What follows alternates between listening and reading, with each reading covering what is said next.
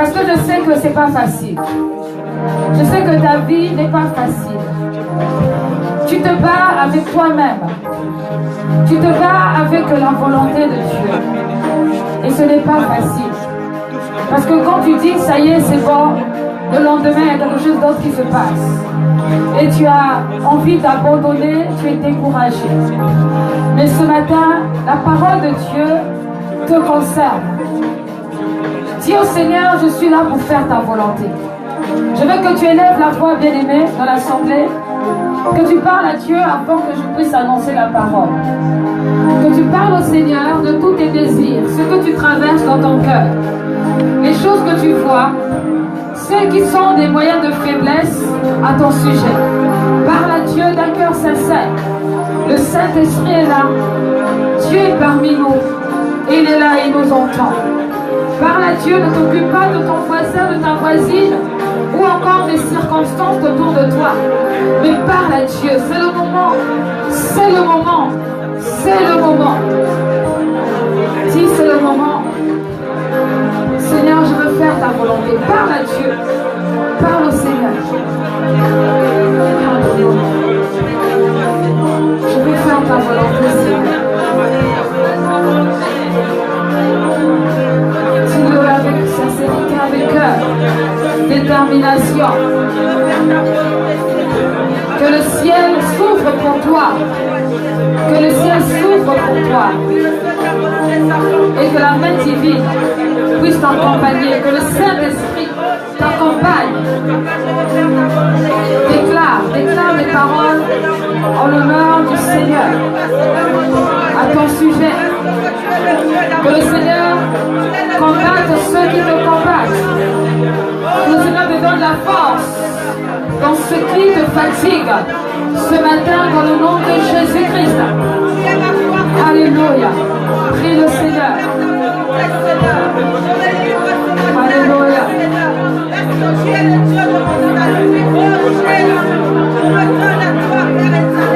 Ne reste pas la bouche fermée. Alléluia.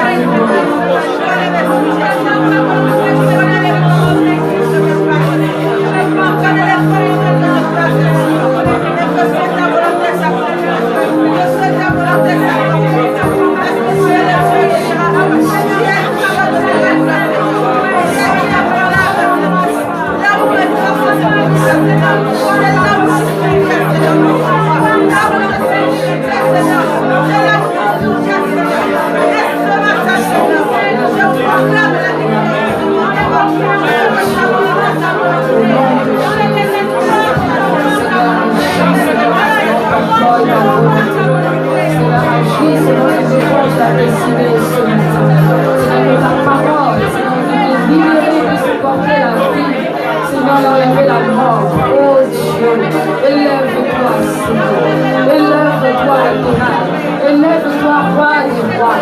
Élève-toi, toi qui ne changes pas. Élève-toi, toi qui es fort et puissant. Élève-toi, ô Seigneur. Oh, je bénis ton nom. Je salue ta sainte présence ce matin. À toi l'honneur et à toi la gloire. Toi qui donnes la sagesse et le discernement en toute situation, en toute circonstance. Seigneur, nous sommes là. Père, voici ton peuple. Nous sommes là pour faire ta volonté. Guide-nous ce matin. Dirige-nous ce matin. Père, prends le contrôle, oh Dieu. Toi qui es sans fin. Toi qui es sans limite et sans fin. Toi qui es fort et puissant. Seigneur, sois honoré et sois glorifié. Merci pour la parole que tu vas nous adresser ce matin. Dans le nom de Jésus-Christ. Amen. Amen. Amen. Soyez bénis. Merci les gens. Vous pouvez aller vous asseoir. Gloire au Seigneur.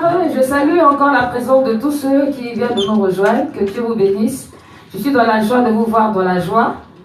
Je voulais vous rejoindre quand vous étiez en train de danser, mais bon, on ne peut pas tout faire à la fois.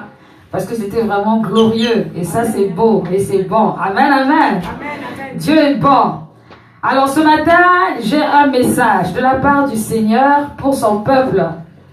Nous allons parler de quelque chose qui peut ou fatigue souvent les enfants de Dieu ou encore ceux qui ne sont même pas enfants de Dieu.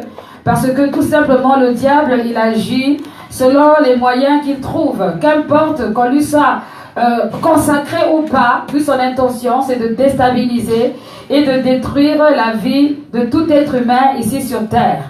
Et c'est pourquoi ce matin, je veux que tu sois spirituel, que tu sois attentif à ce que je vais pouvoir relater par rapport à la parole.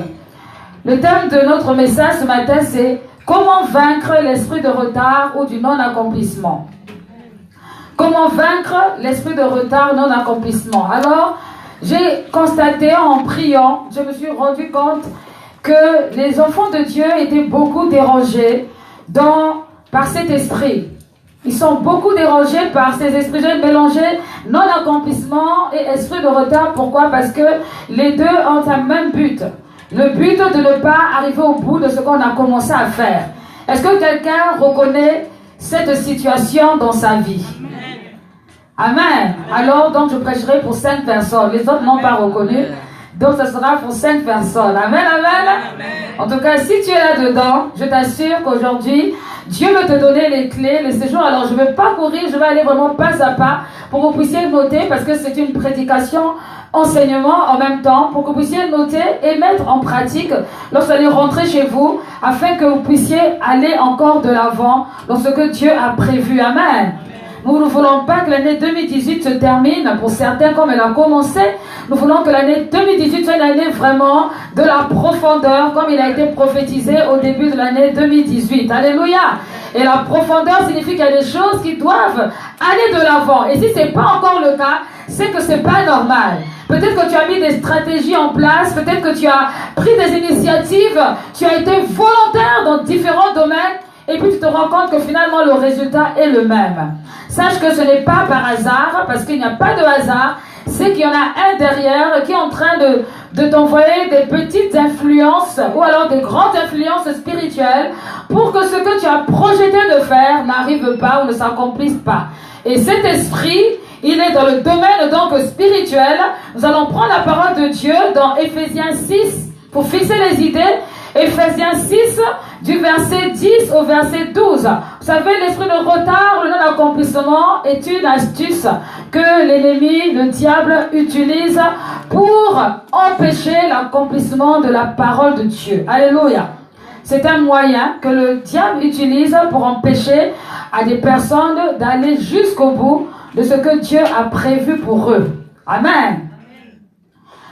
Alors, Éphésiens 6, verset 10 au verset 12. Félix, si tu peux lire. Verset 10 à 12. Au reste, fortifiez-vous dans le Seigneur et par sa force toute puissante. Revêtez-vous de toutes les armes de Dieu afin de pouvoir tenir ferme contre les ruses du diable.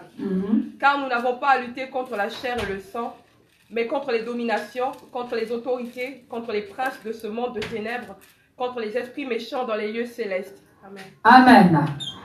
Nous avons là les catégories d'esprits qui ont tendance à freiner les enfants de Dieu. Et quand on parle de non-accomplissement ou encore d'esprit de retard, ça fait partie de la catégorie des esprits méchants dans les lieux célestes. Ça peut être un esprit qu'on a contracté parce qu'on a fait des alliances. Ça peut être un esprit qui est en rapport avec la famille. Ça peut être un esprit qui est en rapport avec un domaine territorial. Et à ce moment-là, il faut avoir le discernement pour situer et savoir faire, comment faire pour sortir de là. Cet esprit est rusé. C'est-à-dire que la capacité, la manière de faire qu'on ne se rende pas compte qu'en fait, on est en train, quelque part, de perdre du temps. L'esprit de retard, le non-accomplissement, quand ils agissent dans la vie d'une personne, les gens ne se rendent pas compte qu'ils sont en train de perdre du temps. Ils marchent, ils avancent, d'année en année, il y a quelque chose qui se ressemble, qui se répète, et sans discerner, on continue à marcher à l'aveuglette, alors que derrière, il y a quelque chose qui est en train de contrôler la vie d'une personne. Vous savez, lorsque vous avez un projet, vous devez savoir que tout type de projet est avant tout spirituel. Pourquoi? Parce que avant de construire une maison, tu imagines le plan dans ta tête. Est-ce que vous êtes d'accord?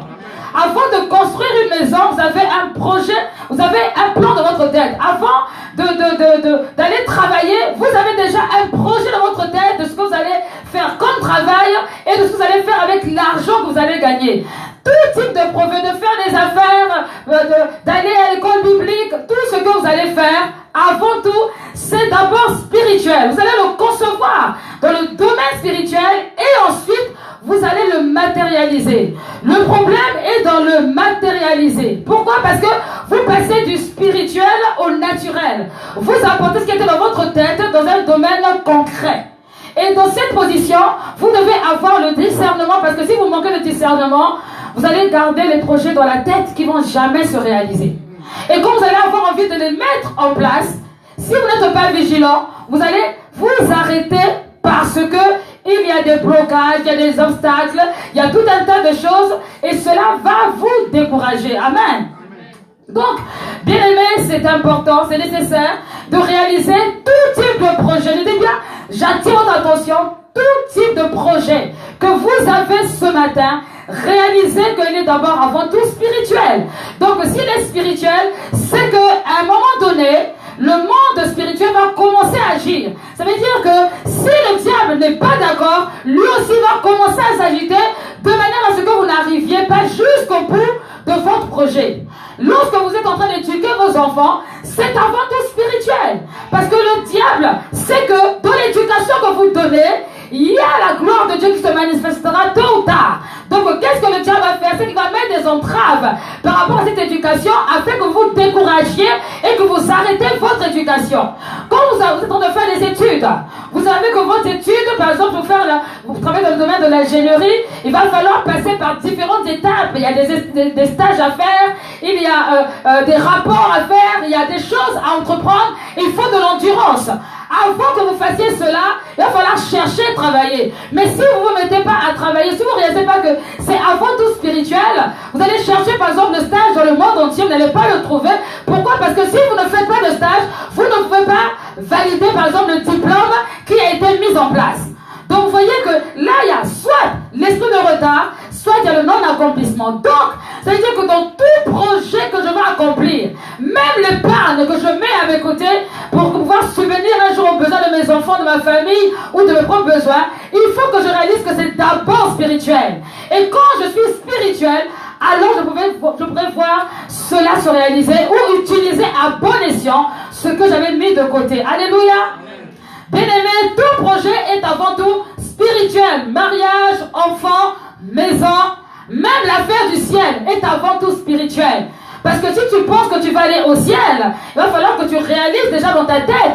Mais quand tu vas aller au ciel, ça va être comment? Tu es en train de matérialiser, tu es en train de visualiser. Vous savez, beaucoup de croyants, de chrétiens manquent le but final parce qu'ils ne comprennent pas que si nous sommes en train de suivre le Seigneur, c'est parce qu'un jour on sera enlevé et qu'on ira au ciel. Mais tellement qu'on est terrestre sur les choses terrestres, on s'arrête au terrestre, donc on oublie même la présence de Dieu et à la fin, on finit par manquer le ciel. Mais cette situation est avant tout spirituelle. Quelqu'un qui n'est pas spirituel ne peut pas comprendre l'affaire du ciel. Il ne peut pas comprendre. Ça va lui faire mal à la tête. Il va chercher des explications à gauche et à droite, partout sauf de la Bible d'ailleurs. Il va essayer d'écouter les paroles que les uns et les autres racontent à gauche et à droite. Pourquoi? Parce qu'il ne veut pas se confronter réellement à la vérité. Or, nous savons que la parole de Dieu est la vérité. Et nous devons nous conformer à cette parole pour pouvoir avancer et évoluer selon Dieu. Donc, si je pense que je serai enlevé par Jésus-Christ de Nazareth, je réalise que c'est d'abord tout une affaire spirituelle. Qui a déjà vu Jésus ici en vrai? Qui a déjà vu Jésus ici en vrai? Personne n'a vu Jésus. Qui a déjà vu Dieu en vrai? Personne n'a vu Dieu.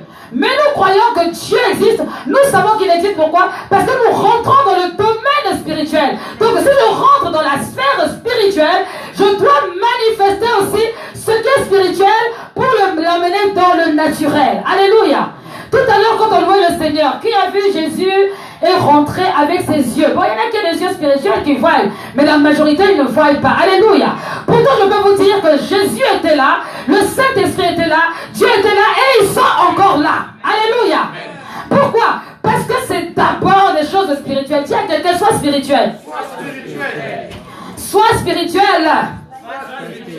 Nous avons besoin de visualiser le spirituel. Et le spirituel nécessite que tu sois spirituel.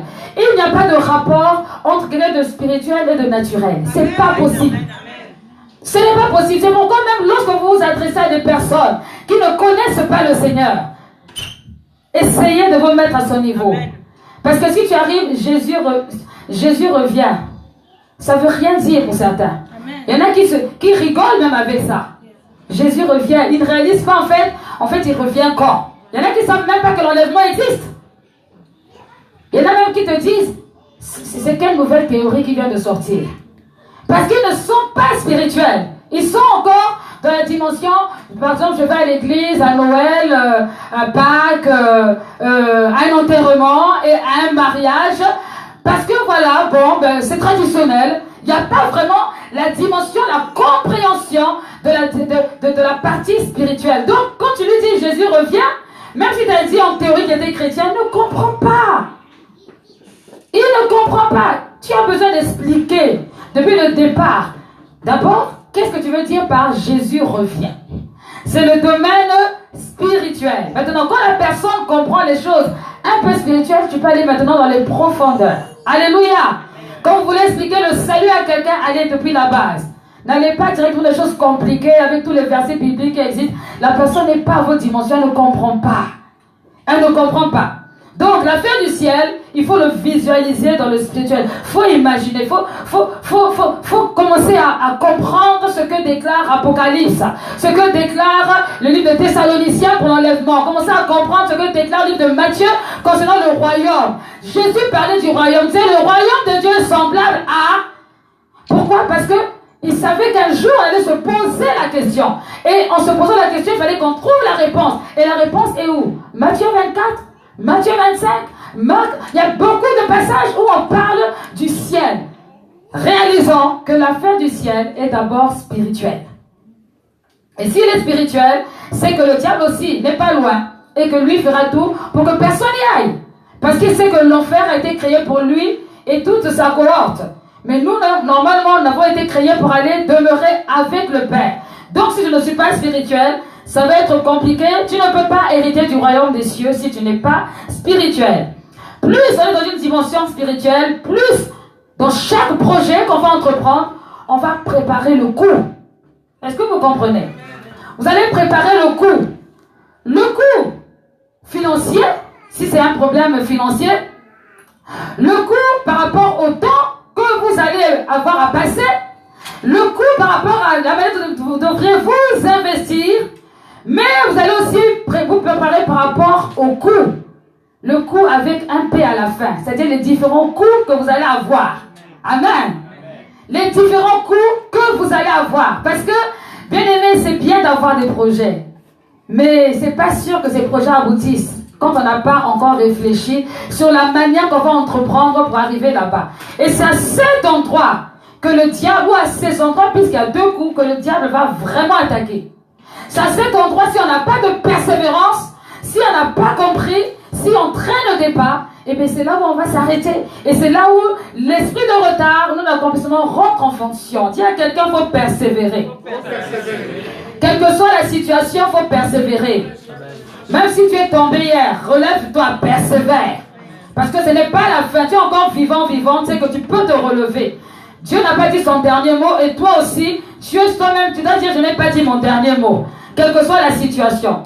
Donc, quand il y a des problèmes, quand il y a des situations, quand il y a des situations qui fatiguent et qui empêchent qu'on avance, rappelle-toi des projets que tu avais dès le départ.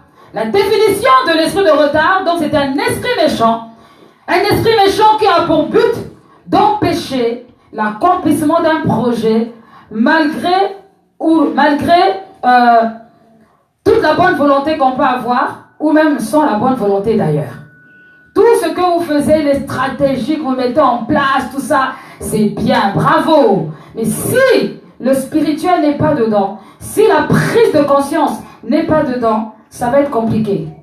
Et le diable va s'amuser parce que toutes les économies que tu peux faire peuvent finir en un jour. Lui, il n'a pas peur des économies, il n'a pas peur de ton intelligence, ni peur de tes stratégies magnifiques.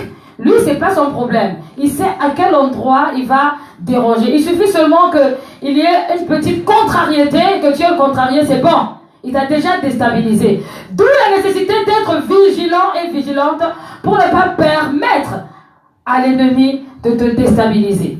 Nous allons commencer par l'une des premières raisons, l'un des premiers moyens que le diable utilise pour introduire ou pour manifester l'esprit de retard dans la vie d'un chrétien ou d'un non-chrétien. Alléluia. Nous allons prendre la parole dans Néhémie 6. Néhémie 6 du verset 1 au verset 14. Néhémie 6 du verset 1 au verset 14.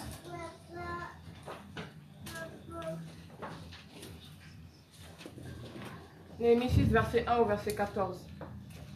Je n'avais pas encore posé les bâtons des portes lorsque Sanballat, Tobija, Geshem, l'Arabe et nos autres ennemis apprirent que j'avais rebâti la muraille et qu'il n'y restait plus de brèche. Alors Sanballat et Geshem m'envoyèrent dire « Viens, et ayons ensemble une entrevue dans les villages de la vallée d'Ono. » Ils avaient médité de me faire du mal.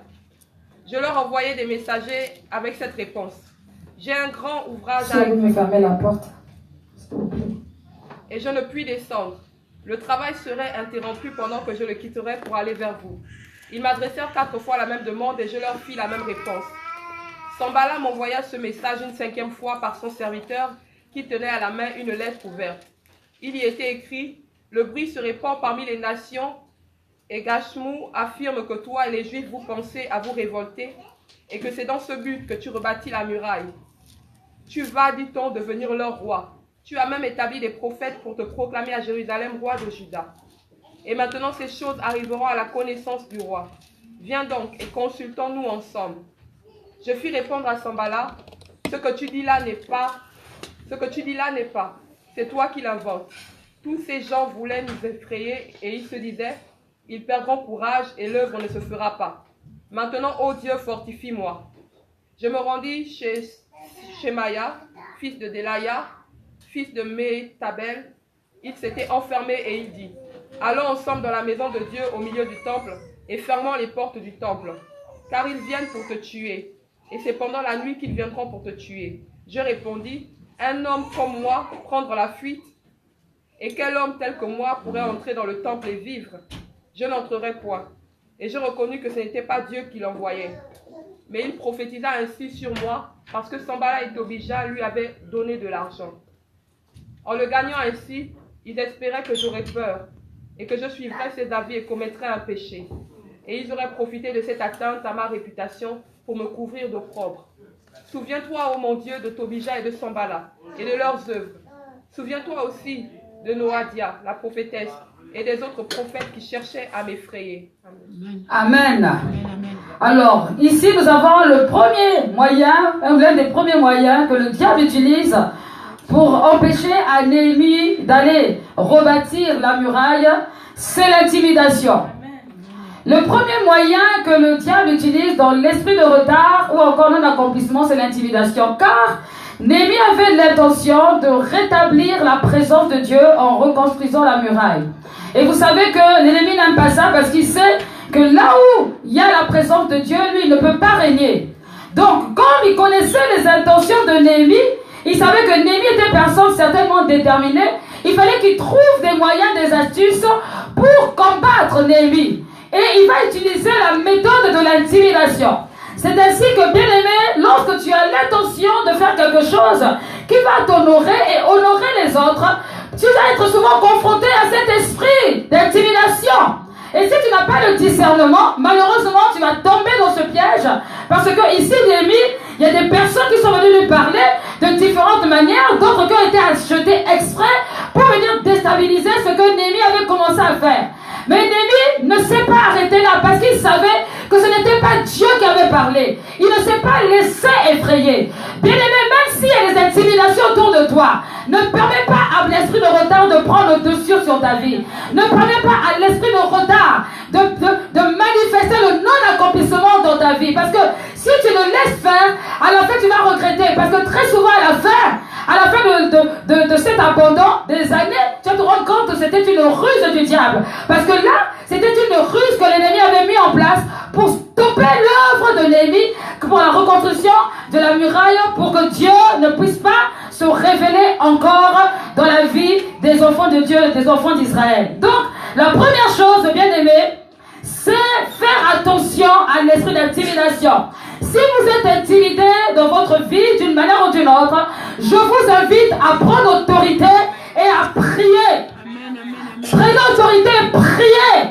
Si c'est votre ennemi, regardez-le dans les yeux et dites-lui, je sais ce que tu fais et je détruis toutes tes œuvres au nom de Jésus. C'est pas la peine de courir, d'aller pleurnicher à gauche, à droite, de commencer à raconter. Bien aimé, ça c'est une perte de temps, ça sert à rien. Ici, Néhémie n'a pas eu le temps. Ils ont même utilisé une personne qui est venue prophétiser. Bien aimé, quand tu commences à te réveiller pour faire des choses, il y a souvent des fausses prophéties bizarres qui arrivent pour te dire n'importe quoi, pour te sortir du plan que Dieu a tracé pour toi. La personne avec qui tu marchais correctement, avec qui tu étais tous les jours, tant que vous n'étiez pas des choses sérieuses, ça allait. Mais quand on commence à être sérieuse, tout à coup, soudain, j'ai rêvé de toi, j'ai vu ceci, j'ai vu cela, pour te sortir de la présence de Dieu.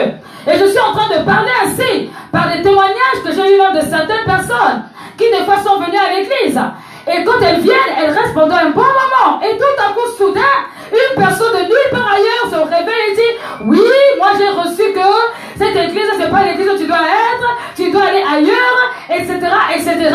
Et si vous imaginez comment le diable travaille dans ce domaine, beaucoup de personnes sont retournées dans le monde, ou sont retournées dans leur vie d'avant parce qu'ils ont obéi à ce genre de prophétie ou de divination qui n'ont rien de commun avec la parole de Dieu. Et on disait à une personne hier qu'on a rencontré que l'église est l'endroit où on grandit pour servir. C'est une famille. Si une personne qui t'aime trop passe son temps à te dire il faut quitter l'église, c'est que cette personne-là ne t'aime pas. C'est qu'en réalité, elle veut te voir dans le désordre. Parce qu'elle aime le désordre que tu fais. Et elle te trouve bien dans cette dimension. Donc elle attend le jour où tu vas chuter, où elle veut ton supérieur d'une manière stratégique. Alléluia. Parce que bien aimé, la présence de Dieu dans l'église, elle est bonne. Nous ici, on n'a pas bu de l'alcool pour danser. Chacun s'est éclaté, a fait son mouvement de pas. On était joyeux. Quand on a fini là, tu n'as pas des troubles dans la tête. Est-ce qu'on se comprend? Mais on commence à utiliser l'intimidation. Oui, moi je te dis, si tu vas dans cette église, moi je suis ta mère, je suis ton père. Oui, mais c'est d'accord, tu as le moyen que tu as utilisé, mais tu n'es pas Dieu. Tu n'es pas Dieu, alléluia. Bien aimé, notre Dieu est un Dieu de principe. Il connaît toutes choses. Les affaires traditionnelles n'ont rien à faire avec les affaires de Dieu. Je répète, la tradition n'a rien à faire avec Dieu. Si la tradition que vous employez est mauvaise, arrêtez-la. Arrêtez-la. Et si on vous dit oui, je suis ton père, j'ai parlé. Donc, si tu continues, tu vas voir ce qui est arrivé. Dis malédiction sans cause n'a point d'effet. C'est de l'intimidation. Je refuse. Ce n'est pas de la désobéissance, c'est normal.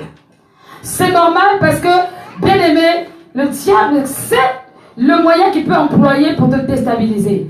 Je parle par exemple des parents, je veux parler des enfants, comme je veux parler aussi des responsables, je veux parler de tout type de personnes qui existent. Ton chef au travail, si tu continues à être chrétien, eh ben, tu ne passeras pas, tu n'auras pas de promotion. Tu dis, c'est pas grave. Garde ton travail, autant opportun, Dieu me lèvera. Je n'irai pas de la loge juste parce que pour te faire plaisir, parce que je vais avoir beaucoup plus d'argent. Car beaucoup de chrétiens ont abandonné leur vie de consécration. Ils sont rentrés dans les loges pour avoir beaucoup d'argent. Mais à quoi sert-il un homme de garder le monde entier si personne n'aime? À quoi sert-il un homme et même une femme, parce qu'on dit un homme, c'est avec un H grand majuscule. À quoi sert-il un individu de gagner le monde entier si personne n'aime? On t'intimide un peu. Pour un peu, tu as déjà abandonné ta vie chrétienne que tu avais si bien entretenue pendant des années. Bien aimé, c'est de l'intimidation. Comme Néhémie, et le discernement, brisé. Je dis bien brisé. Quand vous savez qu'il y a un esprit qui passe par la vie de quelqu'un, vous embêtez. Ne vous fatiguez pas. Regardez la personne dans les yeux. Toi, l'esprit par lequel qui passe par toi. Je dis au nom de Jésus, vous ne m'aurez pas. Il n'y a pas de manque de respect dedans. Oui, il n'y a pas de manque, il n'y a pas d'intimidation. Parce que si vous ne faites pas ça, vous allez être là dans vos fausses émotions. Ah oui, c'est quand même mon meilleur ami depuis des années. Quel meilleur ami? Quand le meilleur ami voit que tu as changé, il va être content. Donc il aime quand tu es sourd. Quand il te voit, tu dis, ah, ça c'est vraiment l'amitié quoi. C'est une vraie amitié, on est sourd, on est encore des bêtises, des grossièretés. Là oui, là où, quelle amitié? Quand tu dis non, moi à partir d'aujourd'hui, l'alcool c'est fini. Ah, toi aussi, ça c'est quelle église? C'est toujours comme ça. Il faut aller dans l'église où on boit les bières. Là-bas c'est bon. Là où on dit que tu es en buvant la bière qui a le Saint-Esprit. C'est bizarre, hein, mais bon. Alléluia. Bien aimé, l'intimidation n'est pas de Dieu. Néhémie avait le discernement et il a brisé. Il ne s'est même pas occupé de quelqu'un. Il a continué son chemin comme si de rien n'était. Amen. Deuxième chose, lorsqu'on lit ce texte, qu'est-ce qu'on voit? On voit la distraction. Le deuxième moyen que l'esprit de retard utilise dans la vie de quelqu'un, c'est la distraction. Tu étais concentré pour aller à Auchan acheter, je ne sais pas moi, des tennis par exemple. Tu arrives à Auchan, tu avais dit je pars là-bas pour 1 heure parce que faut que je revienne vite lire ma Bible. Alléluia. Faut que je revienne vite lire ma Bible parce que j'ai je ne sais pas quoi à préparer. Tu arrives là-bas, tu trouves un frère, une soeur, une connaissance, qu'importe. Et tu arrives, il commence à te raconter une histoire. Tu sens que l'histoire là-même ça va t'emmener nulle part. La vie là qui raconte, c'est pas ta vie, c'est pas ton problème. Tu es là pendant 1 heure. Quand tu regardes, tu es arrivé à Auchan, il était 15 heures. Tu sors 18 heures. Oui. Et quand tu arrives à la maison, ben trop tard. Ceux qui ont les enfants, c'est là où on commence à avoir faim. Ceux qui ont des femmes, c'est là où ben, il faut de l'attention. C'est là où, environ 19h, 18h, 20h, 21h, c'est là où on s'occupe de la famille, normalement. Mais toi, tu as passé 3 heures à discuter avec une personne qui raconte la vie des gens. C'est de la distraction. Et tu veux grandir spirituellement, impossible. Il ne faut pas accuser quelqu'un, impossible. Pour grandir spirituellement, il faut passer du temps dans le spirituel. Amen. Tu veux réussir dans les affaires, il faut passer du temps dans les affaires. Amen. Donc le temps que tu devais faire un plan, un programme pour atteindre ton objectif, tu as passé là en train de discuter avec quelqu'un. Ça n'a même pas apporté quelque chose. À la fin, quand tu fais le bilan, qu'est-ce que j'ai retenu de bon? C'est même découragé. C'est pourquoi vous savez, bien aimé, lorsque vous avez autour de vous des gens qui vous distraient, sachez faire la part des choses. Ne les chassez pas forcément, mais limitez le temps. Amen. Limitez le temps. De temps à temps, on parle après, moi je vais faire autre chose. De telle à telle heure, je fais ci. Si vous n'êtes pas organisé, vous n'atteindrez pas vos objectifs. Même si chaque année, le 31 décembre, on est là. Oui, cette année, je ferai ci. Je ferai là. Je ferai ci. Mais quand le 31 décembre de l'année d'après arrive, tu te rends compte que, je suis toujours au même point. Pourquoi? La distraction. Si vous réfléchissez sur tout votre temps dans la journée, vous allez voir qu'il y a beaucoup de place pour la distraction. Et c'est un moyen que le diable utilise pour manifester l'esprit de retard ou du non-accomplissement. Dis donc ça, il n'y a pas d'oncle, il n'y a pas la tante, il n'y a pas le papa ou la maman qui t'a maudit. Non, non, non. C'est toi-même, tu n'es pas organisé. Tu ne sais pas placer tes priorités. Bien-aimé, Jésus est venu sur la terre, il n'est pas resté éternellement. Il est venu pour 33 ans. Il a commencé le ministère à 30 ans. À 33 ans, terminus, il est reparti au ciel. Mais nous, nous vivons comme des personnes éternelles sur la terre. J'ai tout mon temps. Oh non, non. Ça va marcher aujourd'hui. Oh, c'est pas grave, ça marchera demain. Non, quand ça marche, il faut t'énerver. Faut t'énerver parce que ce que tu as déjà fait pour aujourd'hui, demain, tu feras autre chose. Tu ne veux pas dire oui, c'est pas grave. Si, c'est grave, tu t'énerves. Alléluia. La distraction. Faire autre chose à la place pour faire passer le temps dans des choses complètement inutiles. Pour vaincre cela, il faut être vigilant. Donc, je donne l'esprit, je donne la méthode pour détruire cela, pour vaincre cela. Être vigilant, te rendre compte toi-même que non, non, non, là je ne suis pas sur la bonne position, je dois faire attention. Garder l'objectif, toujours garder l'objectif en tête. Toujours, ne pas se perdre dans les objectifs. Voilà ce que je veux atteindre. Je garde l'objectif dans ma tête. Et je refuse de regarder autrement. Je suis parti pour faire telle chose, je vais laisser faire cette chose et après je m'en vais. Et si Dieu permet que pendant que je fais cette chose, il y ait plusieurs choses, gloire à Dieu. Mais je ne me perds pas dans mes objectifs. Je garde, il faut que l'objectif principal soit atteint. Et si ce objectif n'est pas atteint, je dois chercher à savoir pourquoi ce n'est pas atteint. Je ne dis pas seulement, ah, Dieu n'a pas permis, puis c'est fini. Non, Dieu n'a pas permis, pourquoi? Qu'est-ce qui est caché derrière que je dois atteindre pour atteindre mon objectif? C'est très important. Alléluia. Amen, amen. Troisième chose que je bénis le Seigneur, Néhémie n'a pas utilisé, mais que Élie, le prophète Élie a eu à entreprendre. La troisième chose, la ruse que le diable utilise dans le non-accomplissement ou l'esprit de retard, c'est le découragement. Le découragement. Lorsque Élie avait été mandaté par Dieu, il a été mandaté pour tuer tous les prophètes de Baal. Parce que Jézabel avait des prophètes qui pervertissaient le peuple de Dieu, qui pervertissaient Israël. Si nous lisons la parole, nous allons lire dans 1 roi 18 au verset 40 et 1 roi 19 du verset 1 au verset 3. 1 roi 18 au verset 40, nous voyons Élie qui a fait quelque chose de bon, et après, par la suite, il se passe autre chose. 1 roi 18, verset 40. Saisissez les prophètes de Baal, leur dit Élie, qu'aucun d'eux n'échappe, et ils les saisirent. Élie les fit descendre au torrent de Kizon, où il les égorgea. Amen. 1 roi 19, verset 1 à 3. 1 roi 19, verset 1 à 3. Akab rapporta à Jézabel tout ce qu'avait fait Élie, et comment il avait par l'épée tué tous les prophètes. Jézabel envoya un messager à Élie pour lui dire, que les dieux me traitent dans toute leur rigueur si demain, à cette heure, je ne fais de ta vie ce que tu as fait de la vie de chacun d'eux. Élie, voyant cela, se leva et s'en alla pour sauver sa vie. Il arriva à Beersheba, qui appartient à Juda, et il y laissa son serviteur. Amen. Donc, on voit le grand Élie qui vient de tuer les prophètes de Baal, après avoir entendu le message de Jézabel, qui s'enfuit maintenant dans le désert sans l'ordre du Seigneur. Il a oublié que ce qu'il a fait, ce n'est pas avec ses propres forces. C'est avec les forces de Dieu Tout-Puissant.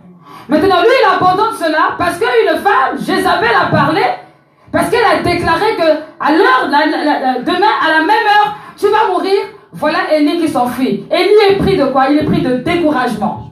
Il est découragé. Donc, ça fait que s'il y avait un prophète de Baal qui traînait encore quelque part, Élie ne pouvait pas le tuer. Parce qu'il n'avait pas réalisé, il n'avait pas compris qu'il était là pour terminer sa mission.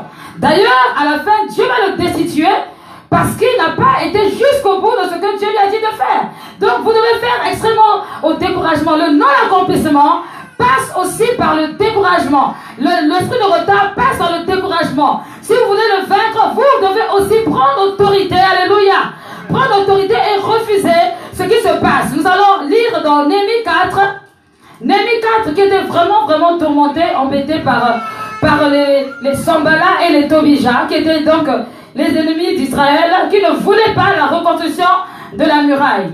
Tu vas lire à partir du verset 1. Lorsque Sambala apprit que nous rebâtissions la muraille, Il fut en colère et très irrité. Il se moqua des Juifs et dit devant ses frères et devant les soldats de Samarie, « À quoi travaillent ces Juifs impuissants? Les laissera-t-on faire? Sacrifieront-ils? Vont-ils achever? Redonneront-ils vie à des pierres ensevelies sous des monceaux de poussière et consumées par le feu? » Amen, arrête-toi. Sachez que dans votre projet, dans votre initiative, tout le monde ne sera pas forcément avec vous. Tout le monde ne sera pas d'accord avec vous. Vous qui aimez tellement l'approbation de vos amis, parce que c'est souvent les amis, c'est même pas les parents, c'est vos amis. Vous aimez trop l'approbation des amis. Dans votre meilleur projet que Dieu va vous donner, tout le monde ne sera pas avec vous. Et comme tout le monde n'est pas avec vous, il va falloir avoir du discernement. Parce que si vous n'avez pas de discernement, à force d'attendre l'approbation des autres, vous allez couler.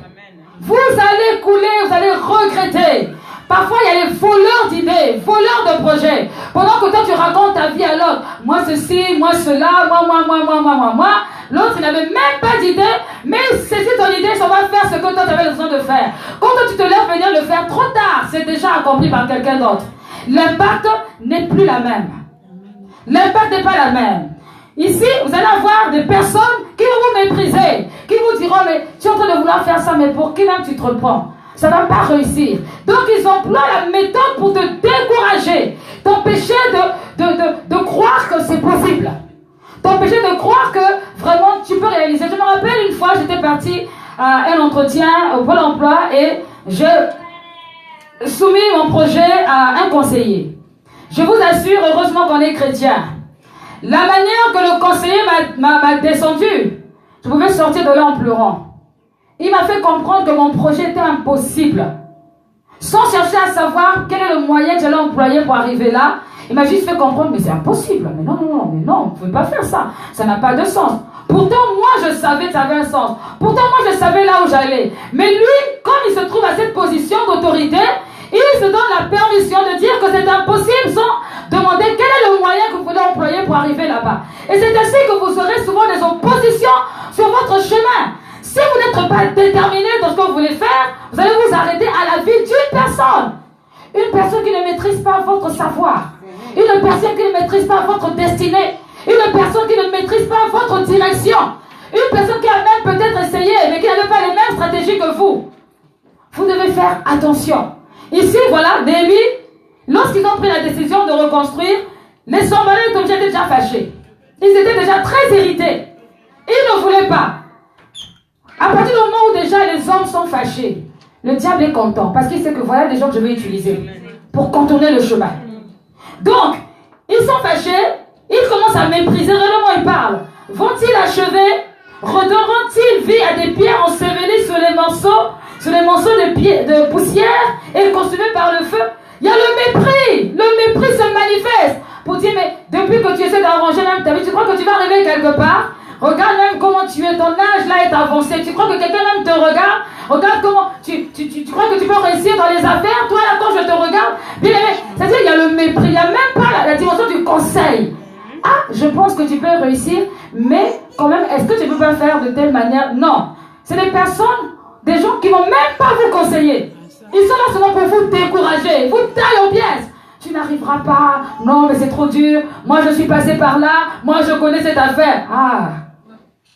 Et comme nous sommes liés par les liens d'âme, c'est là où on succombe et on arrête ce que Dieu a commencé à faire, le processus de Dieu. Si Gédéon avait écouté quelqu'un, il n'allait pas sauver le peuple d'Israël des Midianites. Parce que celui qui te mandate, il sait toutes choses. L'idée qui vient de ton cœur, qui brûle dans ton cœur. Ah, bien-aimé, si ça brûle en toi, si c'est vraiment tes entrailles, je te dis, prie le Seigneur. Cherche les stratégies du Seigneur. Dieu le fera. D'abord, visualise-le dans le spirituel. Dis, ça va se réaliser. Même si ça ne s'est pas encore réalisé, dis, je sais que ça va se réaliser parce que j'ai confiance. Tu sens que tu es bon pour ça. Bien-aimé, lorsque je dansais à l'époque, je ne voyais pas les gens danser à l'église. Je ne voyais pas les gens faire ce que nous faisions. C'était des trucs, c'était méprisé. On regardait avec les yeux du mépris. Mais qu'est-ce qu'ils sont en train de faire? C'est ridicule. C'est quoi cette nouvelle mode qu'il y a dans les églises? Bien aimé, il y avait des gens qui étaient contre. Les légalistes professionnels étaient contre. D'ailleurs, il y en a qui sont toujours contre d'ailleurs, mais c'est pas notre problème. Bien aimé, c'était compliqué. Mais j'avais la vision dans mon cœur. Je voyais ces femmes qui dansaient avec des bannières. Je voyais le feu de Dieu qui se révélait, qui se manifestait au moyen des instruments, au moyen de la danse, au moyen du corps. Je voyais la grande, je voyais les églises qui dansaient. Bien aimé, je voyais. Mais personne ne voyait avec moi. Donc quand quelqu'un me disait que ce que tu penses en train de faire là, c'est ridicule, vraiment, c'était... C'est-à-dire, je préfère même qu'on se sépare. Parce que j'avais la conviction dans mon cœur.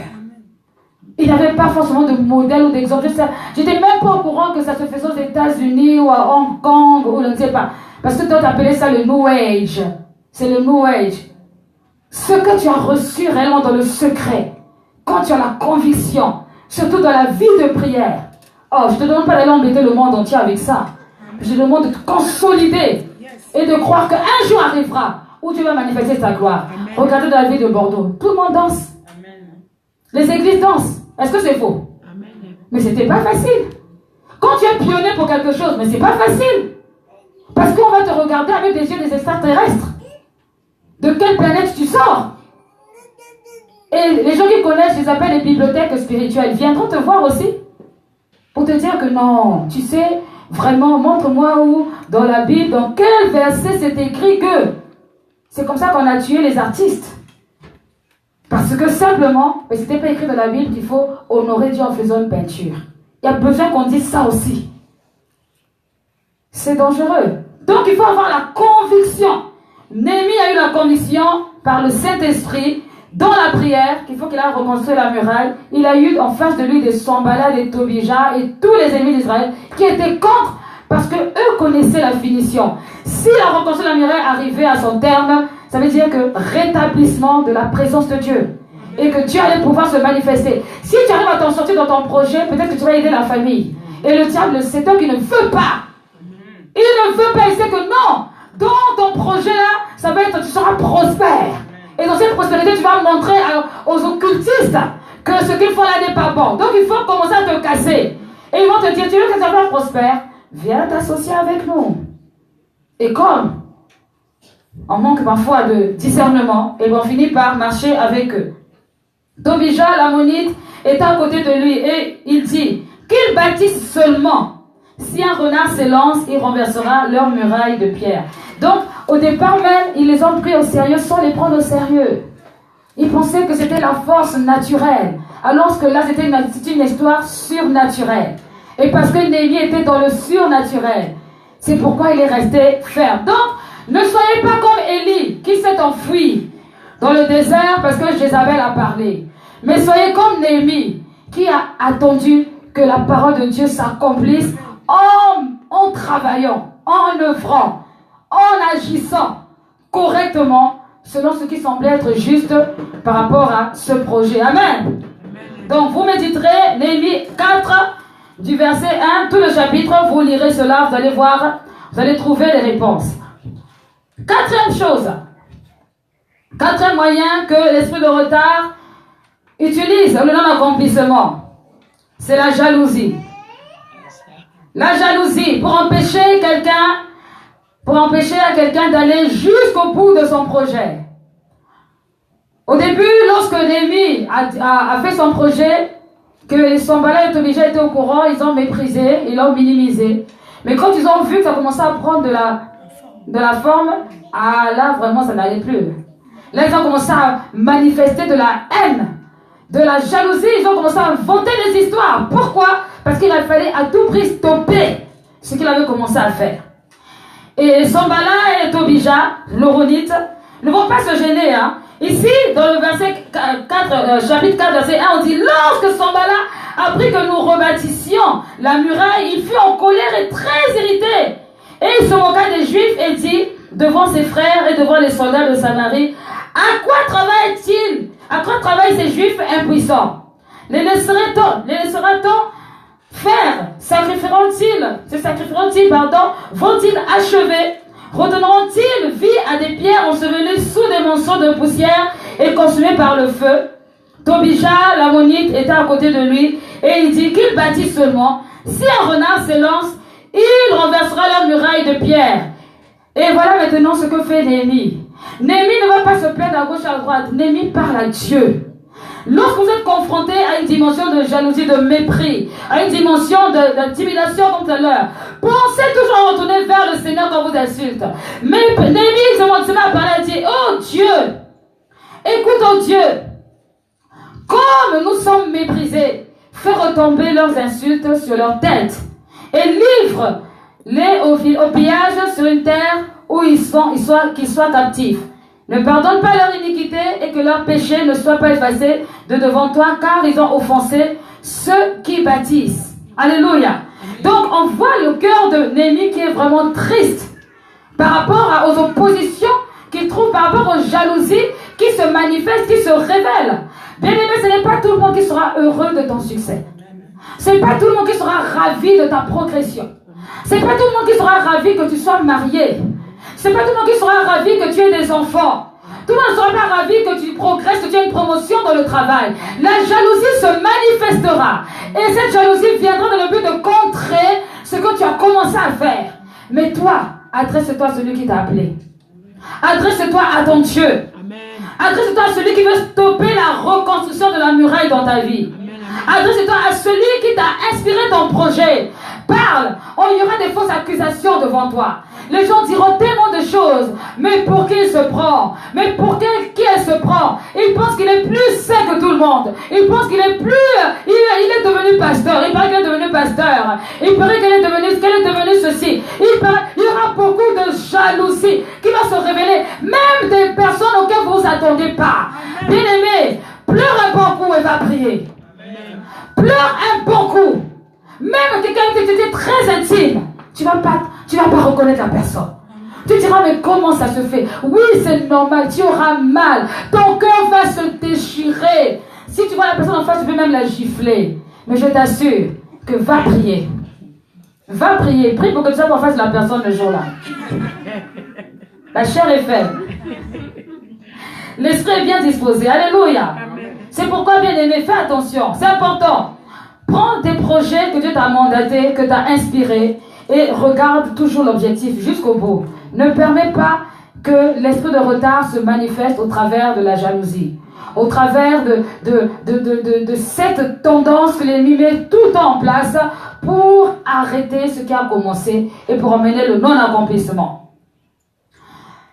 Autre chose que le non-accomplissement, l'esprit de retard utilise, la fatigue ou la lourdeur. Amen. Sans raison, je suis fatigué. Je suis fatigué. Je suis fatigué. Fatigue ou lourdeur, sans raison, tout le temps tu remets à demain. Je ferai demain. Tu devais faire ça aujourd'hui, je ferai demain. Mais bien aimé, dans la semaine, il n'y a que 7 jours. Et chaque jour a sa fonction. Si tu n'as pas fait ce que tu devais faire lundi, tu dois faire le mardi. Est-ce que tu es sûr que le mardi est mieux que le lundi? Est-ce que tu es sûr que dans le lundi, dans le mardi, tu vas avoir les mêmes possibilités et les mêmes capacités? Peut-être que lundi, c'est le jour le plus favorable où tu devais rencontrer X ou Y qui devait te conduire sur le bon chemin. Toi, tu annules ton projet, tu annules ton rendez-vous. J'irai demain. Tu te réveilles, tu es lourd. Tu es fatigué, tu ne sais pas pourquoi.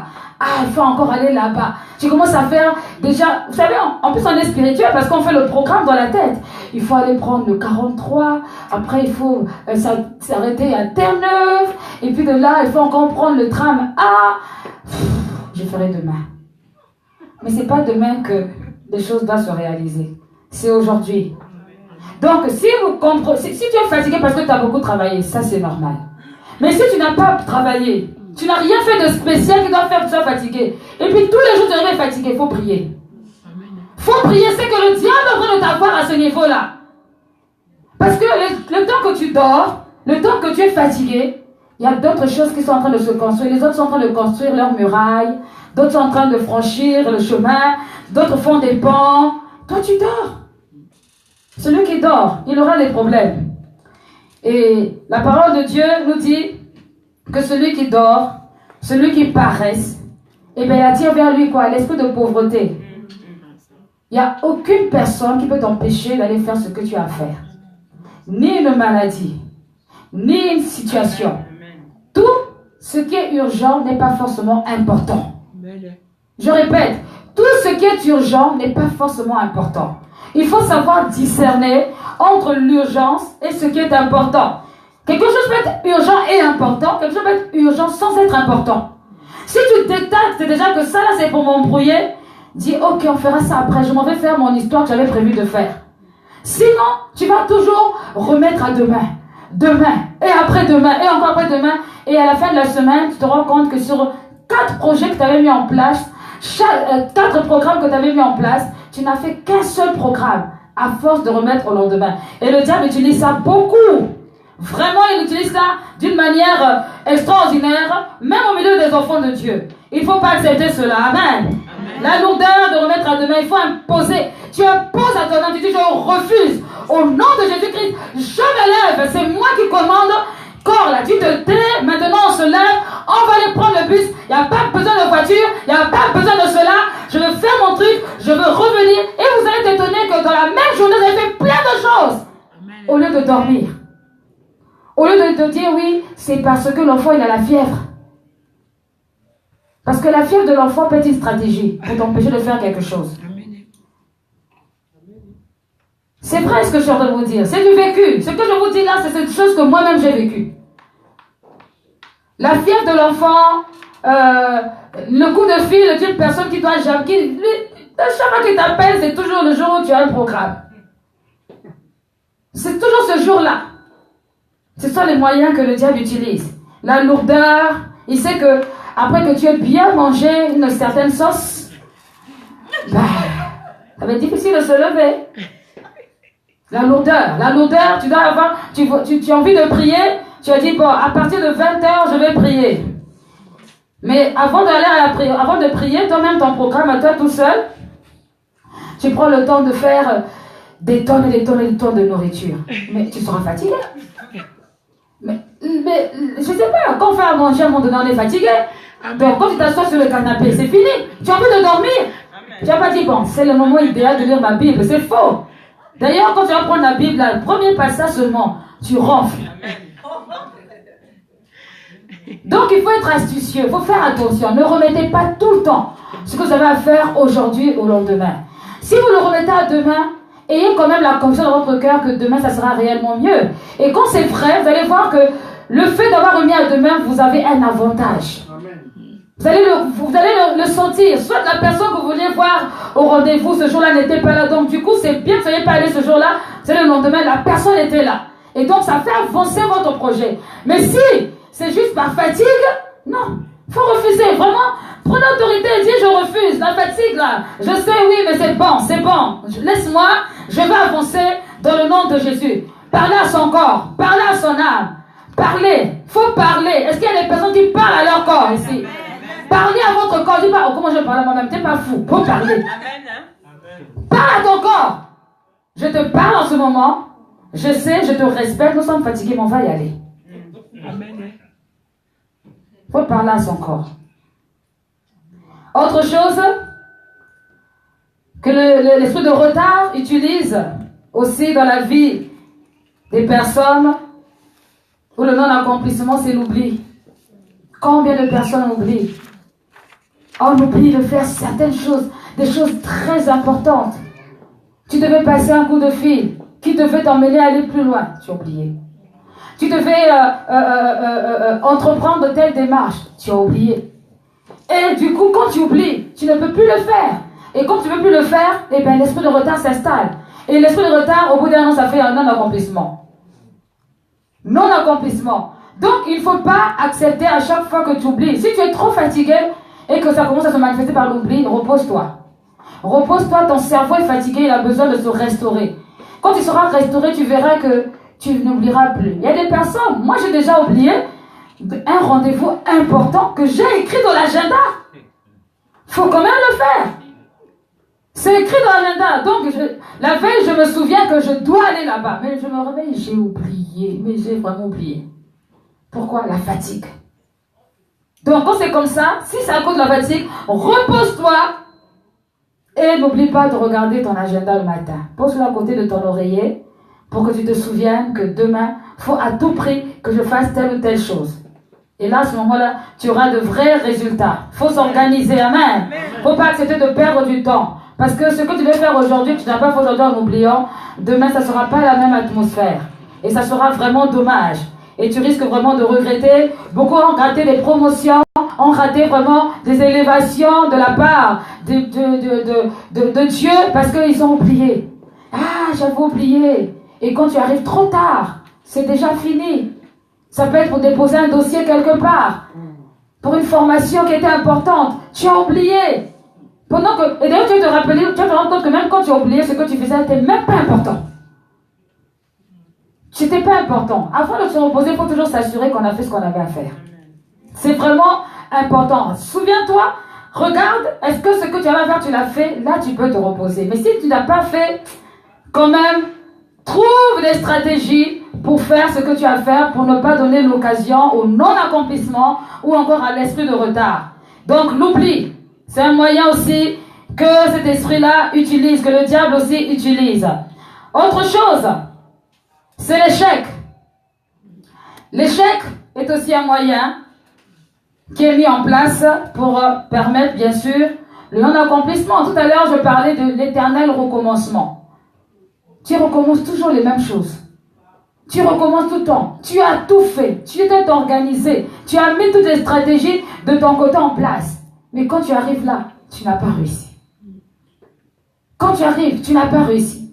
Quand tu regardes pourquoi tu n'as pas réussi, tu n'arrives même pas à le réaliser, à le comprendre. C'est comme si l'échec est sur toi.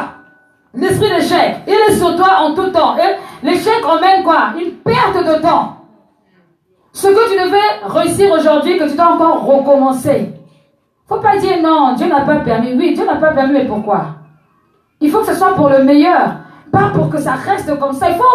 Il faut s'énerver. Vous savez, ce que tu acceptes tout le temps est à l'aise.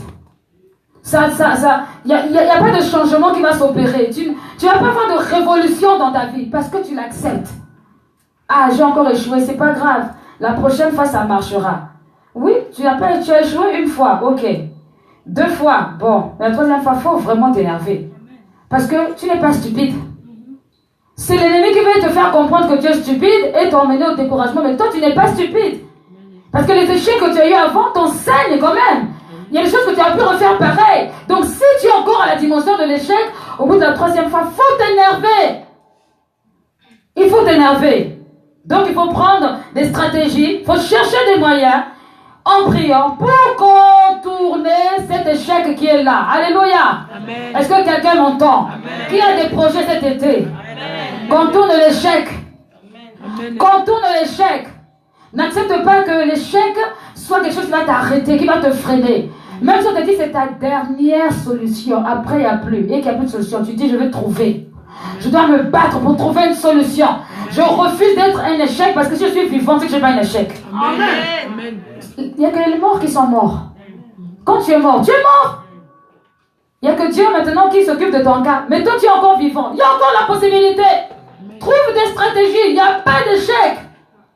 L'échec aux yeux des hommes, ok, mais à tes yeux, pas d'échec. Je continue. Amen. Comme je dis toujours, pleure un bon coup et puis tu te relèves.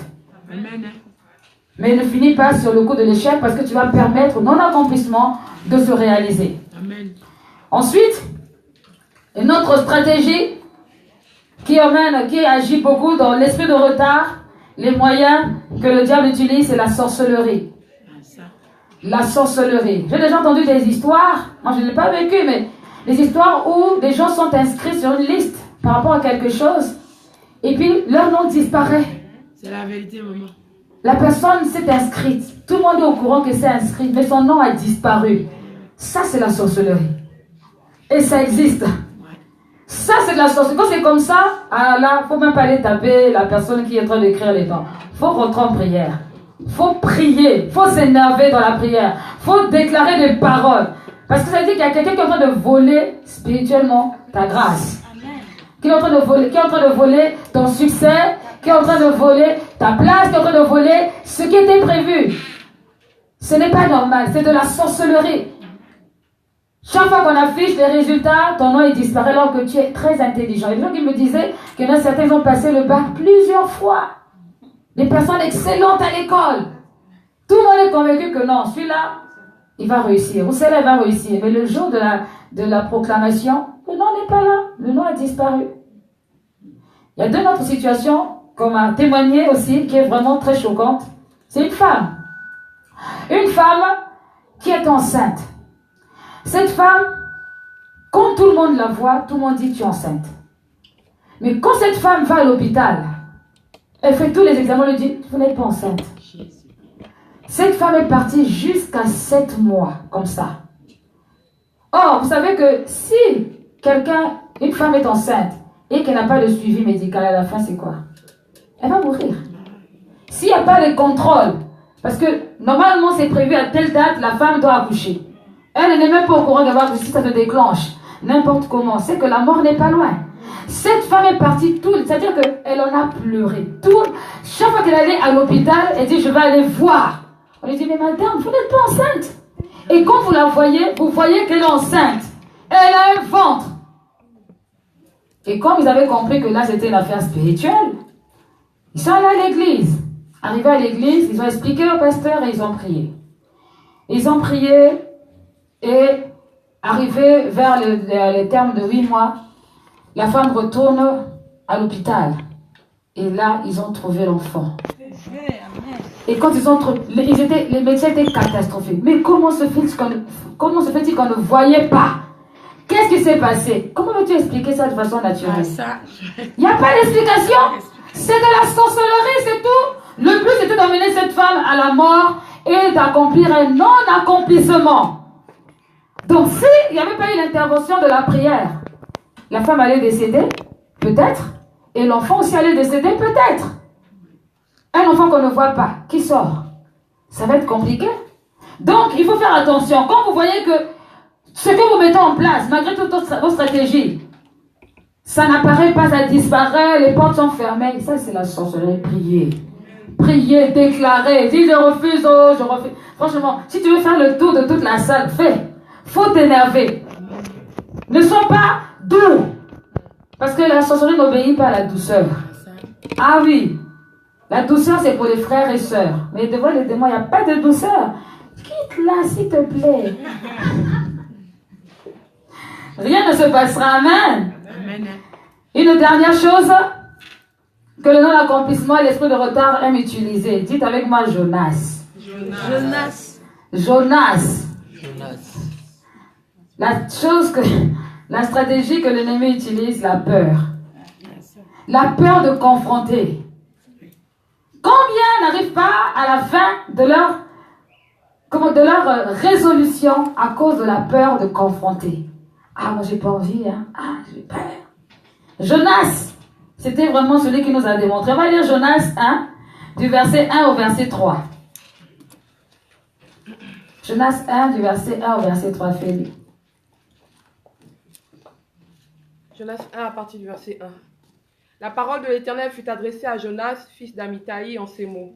Lève-toi, va à Ninive, la grande ville, et crie contre elle, car sa méchanceté est montée jusqu'à moi. Amen. Arrête-toi là. Lève-toi, va à Ninive. Va parler à mon peuple, car sa méchanceté est montée jusqu'à moi. Maintenant, Jonas, il fait quoi? Et Jonas se leva pour s'enfuir à Tarsis. Il n'a même pas dit oui ou non, il a fui. Loin de la face de l'Éternel. Loin de la face de l'Éternel, comme si on pouvait fuir de la face de l'Éternel.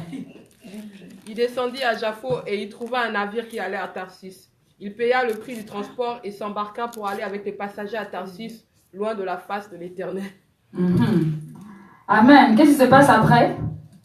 Mais l'Éternel fit souffler sur la mer un vent impétueux. Donc il n'était pas si loin que ça.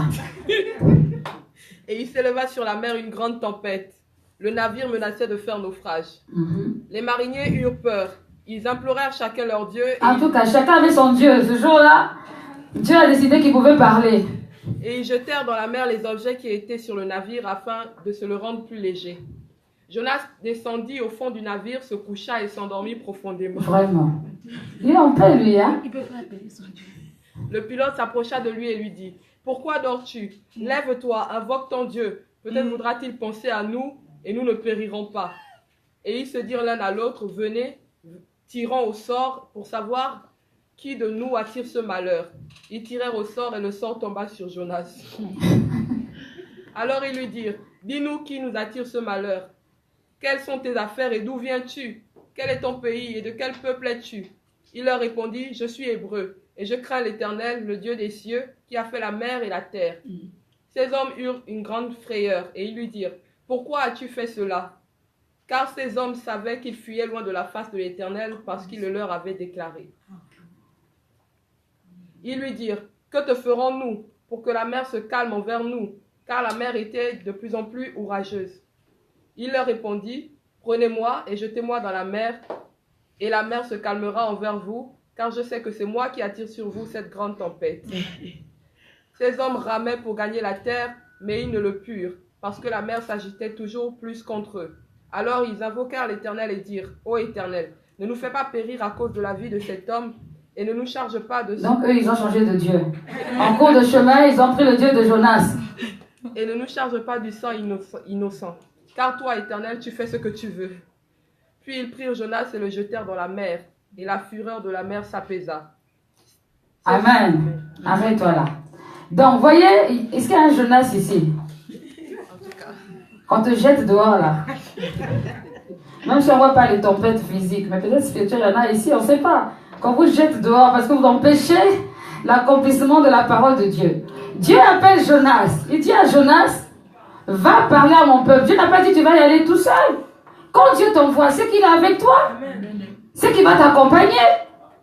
Mais lui, il trouve quand même le moyen, le courage de se cacher loin de la face de l'Éternel, comme si Dieu n'allait pas le voir. Et puis il y a des gens comme ça qui croient que Dieu ne les voit pas. Quand il suffit que j'aille dans un milieu là où il n'y a pas de chrétiens, donc Dieu ne me voit pas. Mais Dieu te voit partout. Quel que soit l'endroit. Jonas avait peur. Le problème de Jonas, c'est qu'il avait peur. Il n'avait pas envie d'aller confronter les gens qui lapidaient les prophètes. Il avait peur de sa vie. Peut-être que toi et moi on aurait fait pareil. Mais nous devons nous rappeler que lorsque nous sommes mandatés pour faire quelque chose, Dieu est avec nous. Il faut développer la foi. Il faut développer la foi. Parce que si tu es avec le Seigneur dans la foi, tu n'auras pas peur et tu iras. Amen. Mais si tu es par toi-même, forcément tu vas fuir. Parce que c'est dur, c'est difficile d'aller parler à un peuple incrédule. Vous savez, même quand nous nous trouvons devant la place d'Alingrad, c'est pas facile de se mettre à dire aux gens, oui, Jésus-Christ est Seigneur, vous savez, il revient bientôt, donnez vos vies. Mais on peut te prendre une pierre et te lancer ça sur le visage. Ce n'est pas avec notre propre force. C'est le Saint-Esprit qui aide et qui nous protège. Nous sommes protégés par le sang de Jésus. Mais il faut quand même, avant de venir là, que tu passes le temps de la prière, que tu changes l'atmosphère. Sinon, je crois qu'on allait le faire tous les jours. Hein. Pourquoi on ne le fait pas tous les jours? Tout simplement parce que il y a des moments où tu n'es pas rempli de la présence de Dieu. Donc tu regardes les visages des gens. Je a l'air gentil. Je a l'air méchant. Donc par rapport à ça, tu jauges si tu dois parler, pas parler. Non, il y a trop de personnes ici. On va même voir. La peur. La peur. Il ne faut pas avoir peur. Il faut développer la foi. Amen. Il faut apprendre à confronter la situation. Et ce qui arrivera, arrivera. À un moment donné, il faut te dire, bon Seigneur, j'y vais. Ce qui arrivera, arrivera. Je te fais confiance. Je te fais confiance et j'avance. Et en agissant ainsi, on finit par contourner, par détourner le non-accomplissement ou encore l'esprit de retard. Je veux revenir pour le découragement. Les gens qui sont découragés parce qu'ils ont essayé toutes sortes de choses, ça ne s'est pas réalisé. C'est pas grave. Continue. Continue, n'abandonne pas. Continue, n'abandonne pas. Si tu abandonnes, tu as accompli le non-accomplissement. Tu es toi-même l'auteur de ta propre échec. Il faut continuer jusqu'à ce que tu vois le nuage en train de se dessiner afin qu'il pleuve. Et quand il pleuvra, tu seras bien mouillé. Amen. Tu verras que non, ton Dieu était réellement avec toi. Alléluia. Ton projet là va réussir. Amen. Il ne faut pas se décourager. Vous, certaines personnes se découragent dans la foi. Non, c'est trop dur. Je suis encore tombé. C'est pas grave. Relève-toi, avance. Cherche le Seigneur. Réponds-toi, ça va aller. Amen. C'est ce que Dieu veut. C'est ce qu'il recherche. Ne permets pas que tu arrives dans ton cercueil avec tous les projets que tu avais mis pour toi. Et puis tu vas aller parler à Dieu, mais je ne comprends pas pourquoi ça ne s'était pas réalisé. Oh. Mais toi-même, tu avais fait comment? Il faut persévérer, aller jusqu'au bout et demander au Seigneur d'accomplir son plan dans notre vie. Amen. Est-ce que ça va? Amen. J'ai terminé. Nous allons nous lever et nous allons prier. Toutes ces directions qui ont été données, toutes ces directions qui ont été données, l'intimidation, la distraction, le découragement, la jalousie, la fatigue, ou encore la paresse, l'oubli, l'échec, la sorcellerie, la peur. Ce sont des moyens que chacun essaie à traverser à un moment ou à un autre. Qu'importe, sois conscient de ce qui a été dit et invoque l'Éternel, comme les gens de Jonas ont invoqué l'Éternel pour repartir sur la bonne direction, pour repartir sur le bon chemin. Amen. Prions le Seigneur. Dieu de gloire, Dieu tout-puissant. Seigneur, merci pour ce thème qui permet à quelqu'un ici, Seigneur, de se relever et de continuer. Père éternel, je veux recommander ton peuple entre tes mains. Je veux recommander ton peuple entre tes mains, Seigneur. Éternel Dieu de gloire, agis. Seigneur, afin que ce qui est découragement, Seigneur, je prie vraiment pour ceux qui essayent de s'accrocher à toi, qui essayent de te suivre, Seigneur, qui essayent de faire les choses bien, mais qui n'y arrivent pas à cause de différentes situations et qui sont découragés. Éternel Dieu, manifeste-toi et agis, Seigneur, dans la vie de tout un chacun. Répands ta grâce et ton esprit. Seigneur, que tout ce qui s'élève, ô Dieu de gloire, en justice, contre la connaissance de ton nom, Seigneur, qui programme, qui met en place l'esprit de retard, que cela soit renversé au nom de Jésus. Seigneur, au début de la prédication, nous avons déclaré, Seigneur, voici nos vies, Seigneur, pour faire ta volonté, Père. Seigneur, c'est pourquoi, Seigneur, ce matin, Seigneur Dieu de gloire, nous déclarons, Père, que c'est avec toi, Père, que nous allons réussir. Seigneur, car c'est ta grâce qui nous sauve. Que là où l'intimidation voudra se lever, qu'elle trouve ton feu au nom de Jésus. Que là où l'échec voudra se lever, qu'elle trouve ton feu au nom de Jésus. Que là où la sorcellerie voudra se lever, qu'elle trouve ton feu au nom de Jésus. Que là où la paresse doit se lever, qu'elle trouve ton feu au nom de Jésus. Que là où l'oubli voudra se lever, Père, agis. Rends-nous sensibles, rends-nous téméraires, rends-nous tenaces. Oh Seigneur, par ta grâce, lève-toi. Ce n'est pas parce que nous sommes meilleurs, ce n'est pas parce que nous sommes en de gloire, mieux que qui que ce soit, mais c'est parce que Dieu, tu as créé, tu as tissé toutes choses, Père, afin que ta volonté s'accomplisse. Seigneur de nos vies, Dieu de gloire, étends ta main puissante, oh Dieu, étends ta main puissante, prie le Seigneur. Oh Seigneur, c'est ta grâce qui me sauve. C'est ta grâce qui me sauve.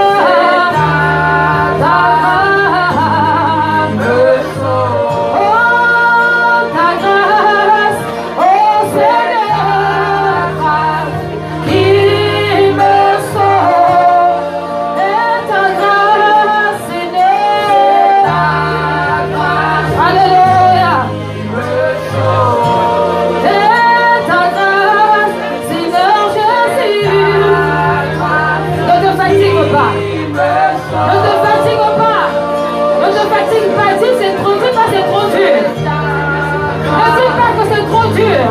Tu as la capacité, tu as la possibilité. Si tu es encore vivant, c'est que c'est possible. Tu peux prendre ce chemin. Ne dis pas que c'est trop dur. Parce qu'il a donné l'épreuve. Il a donné aussi le moyen d'en sortir. Parce qu'il est fidèle. Oh, ta grâce, Seigneur Jésus. Ne dis pas, je suis le plus petit dans la famille. Ne dis pas, je suis la plus jeune dans la famille. Ne dis pas, jamais personne n'a fait ça. J'ai peur d'y aller. Va avec la force que Dieu te communique. Va avec l'onction que tu te donnes. Va avec la connaissance que tu as. Oh, ta grâce, ta grâce, ta grâce. Ne dis pas non, moi je n'ai pas reçu l'onction de la délivrance. Dieu va t'utiliser. Dieu va t'utiliser dans ce domaine. Oh, par sa grâce, il le fera. La grâce. Même si ça est difficile, c'est ta grâce qui me sauve. C'est ta grâce, Seigneur. Ne sois pas intimidé par le manque de pardon. Si tu as besoin de demander pardon, vas-y, ne sois pas intimidé. Si tu as besoin de pardonner, pardonne également. Ne laisse pas être bloqué d'avoir laissé le regard à cause de cela. Va restaurer la situation. Le Seigneur sera avec toi. Et c'est ta grâce. Et c'est ta grâce, Seigneur Jésus. Ta grâce, Seigneur. Et ta grâce, et ta grâce. Ta grâce. Oh, ta grâce, Seigneur Jésus. Parle au Seigneur pour l'échec. Parle au Seigneur pour l'échec. Refuse cela. Refuse la sorcellerie qui agit. Par le moyen de l'échec. Qu'il sache que tu restes sur place. Oh, prends ta grâce au matin. Me sauve. Et ta grâce.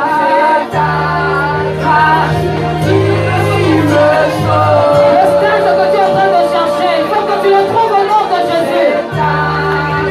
Et il faut que tu le trouves. Les initiatives que tu as prises doivent se manifester au nom de Jésus. Retourne dans le chemin de l'échec. Retourne dans le chemin de l'échec. Utilise les stratégies que le Saint-Esprit te donne.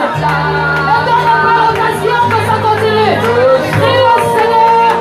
Et ta grâce, Seigneur. Ta grâce. Et ta grâce, Seigneur.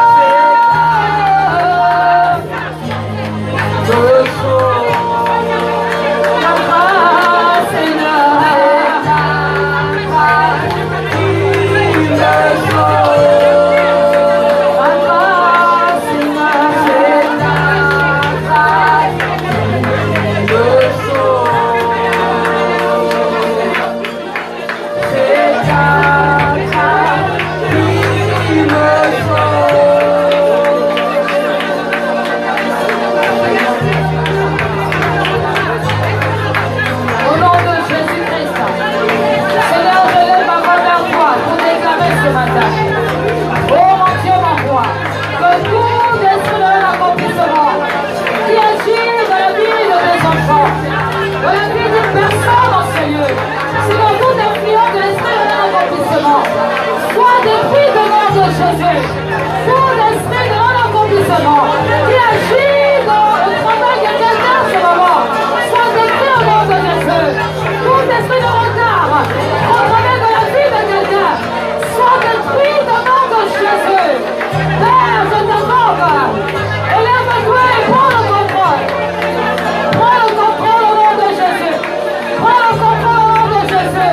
Tout ce qui est dans l'accomplissement, toutes les stratégies mises en place par l'ennemi pour remettre la confusion dans chaque domaine, dans n'importe quel domaine de la vie de quelqu'un.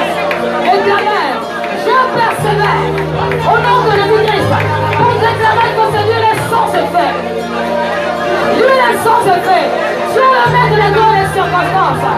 Tu as déjà tout accompli. Et ta gloire se révélera.